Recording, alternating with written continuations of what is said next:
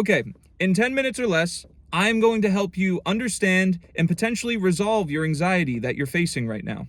Now, I need to preface that I am not a doctor. I am not a professional.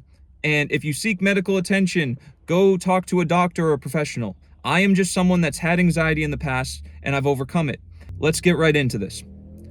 Let's start with what I believe anxiety is. I don't have the Webster definition in front of me, but what I think anxiety is it's this uneasy feeling that you can't control. It usually stems from not having control over a situation in life that you want to have control over. It starts causing fear and rumination. It doesn't stop. You start panicking, and then you almost become paralyzed. Like your body goes into paralysis. Like you're still thinking, but you can't think. And if you're watching this, you know exactly what I'm talking about. It's like you can't stop thinking and you can't pull yourself out of it, but you're not really thinking. And I have figured out what I believe causes it and the only things that I know that can help it. Now let's get right into this. So, we are no different than babies. This is number one. We are no different than babies. Why do they cry? Why do babies cry? It's because they're tired, they're hungry, or they need to go to the bathroom, or they did go to the bathroom, or their stomach hurts. We are no different than babies. We're just more evolved. So we have to start with number one. Are you tired right now? Did you get enough sleep? Did you oversleep? Are you hungry, or did you eat too much? And do you need to go to the bathroom? Or are you sick? Do you feel sick to the stomach? There's something called the gut-brain axis. And we have a nerve called the vagus nerve that goes from the brainstem down to your gut. And if your gut is irritated, it will let your mind know. It will say, hey, there's danger here. You should be anxious. So if you have stomach problems, this is a big indication that your anxiety is probably coming from that.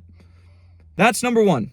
Number two, did you intake any substances or anything that you don't normally intake on a day-to-day basis? Did that happen recently? Did you drink more than you normally drink? Did you smoke weed, or did you change a medication, or you're on a medication? And again, I gotta preface and make clear, I'm not a doctor. I'm not telling you to not take your medicine. I'm not saying anything like that. But we all know that we've seen those commercials where it goes, take this, and the side effects are anxiety, depression, this and that, and this and that, and this and that. If you're taking one of those, maybe just double check. That's all. Just double check and make sure that that's not what's causing the anxiety. Are you taking drugs? That could definitely be causing anxiety. Are you smoking vapes now? Are you smoking cigs? Are you smoking too many? Are you doing anything more or less or whatever? Even things like spicy foods. If you ate a big spicy dish yesterday and you have anxiety today, I'm telling you it's because your blood pressure spiked. And when your blood pressure spikes, you're going to have more anxiety. Too much caffeine. Do you normally drink coffee at like 8 in the morning, but yesterday you drank your coffee at like 2 p.m.? That's why you have anxiety today. Like that is probably a big part of why you have anxiety. We have to go through this checklist just to make sure that it's none of these. Side note, pornography, I think that's what you got to say on YouTube. If you are watching too much porn and releasing too much, that will cause anxiety as well. You'll take a dopamine spike, you'll take a prolactin spike, which causes a dip in dopamine. And when your dopamine has dipped, you're trying to get back to baseline, you will for sure probably feel off. You could have anxiety. So that's just something to think about. Laundry detergent, new deodorant, things that you're rubbing on your body that could potentially be irritating your nervous system. This is a thing, and this could cause anxiety. We just have to be aware of all these things. So that's number two. Number three, and this is where I'm going to get you because this is where most people's anxiety stem from. Is there anything in your life that isn't making you feel great? Is there anything unresolved? Are you in a toxic situation? Is your family life toxic? Are you living with family that's fighting and yelling and chaotic? Same thing with your friends. How's that situation? How's your relationship? Is that nice and full of bliss, or is it chaotic and crazy?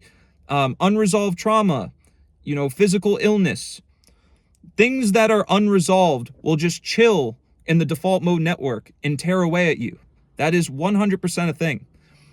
Your job, how is your financial situation? Do you struggle on a day-to-day basis? Is it overwhelming you? Is it stressing you out? Is your job something that makes you happy? Is your boss bringing you down? If any of these things that I'm talking about are happening, this could for sure be why you're having anxiety. Now, let's say, for instance, none of these apply to you. You are not tired. You're not hungry. You didn't overeat. You don't have to go to the bathroom. You don't feel sick. Your stomach feels fine. You're not drinking. You're not smoking. You're not taking or changing meds. You're not taking drugs. You're not vaping cigs. You didn't take in spicy foods. You're not drinking too much caffeine. You didn't change when you took in caffeine.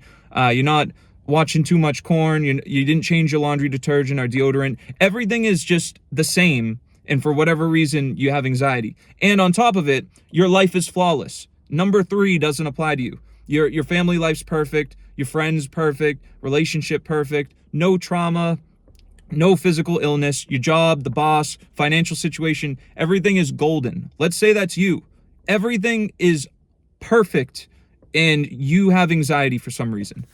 Now we go to number 4. And yes, I wrote all this in a notebook because I take this serious. Is the anxiety constant or is your anxiety situational?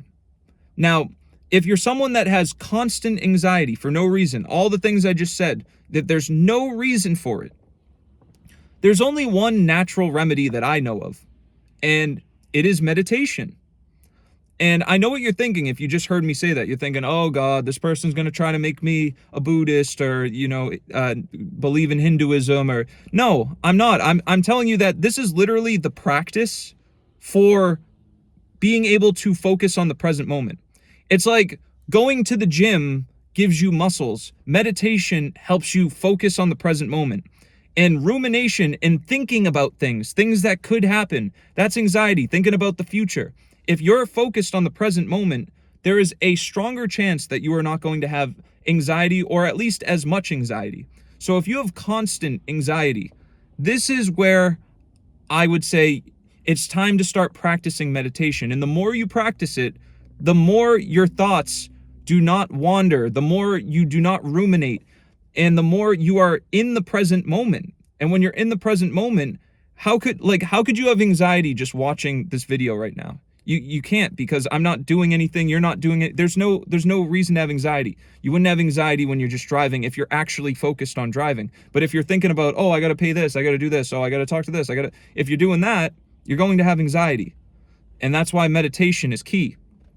Now, situational.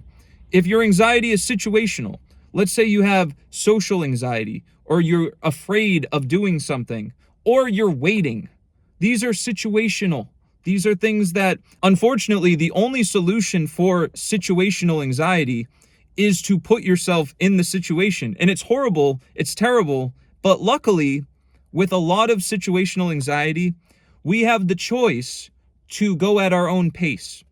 Now, what I mean by this, if you have social anxiety, for instance, you're afraid to go to parties or big events with people and you get anxiety over that.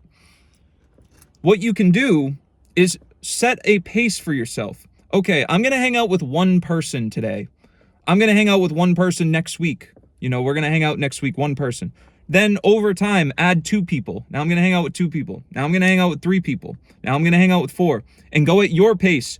If your friend is like, no, we're going to bring this person and this person, just say, hey, I'd prefer just me and you today. Go at your pace. Build a pace. These are things that you have control over. So you're not going to have anxiety if you have control over it. Now, I hope that this video helped you. I don't know if I did this in 10 minutes or less, but I tried to squeeze everything in there for you. And yeah, hopefully this helps somebody, because meditation and everything that I understand to this point has helped me almost completely alleviate my anxiety. The only things I get anxiety for now are forced anxiety things. And honestly, the only thing I can say is you got to just either tough it out or figure it out. Like there's nothing you can really do about other authorities having control over you or whatever. Like, you got to just, what can you do, But anyways, I hope this helped. Can you please like and subscribe? I saw this thing that said that I have 99% of my viewers not subscribed. Like, There's no way that this is that bad.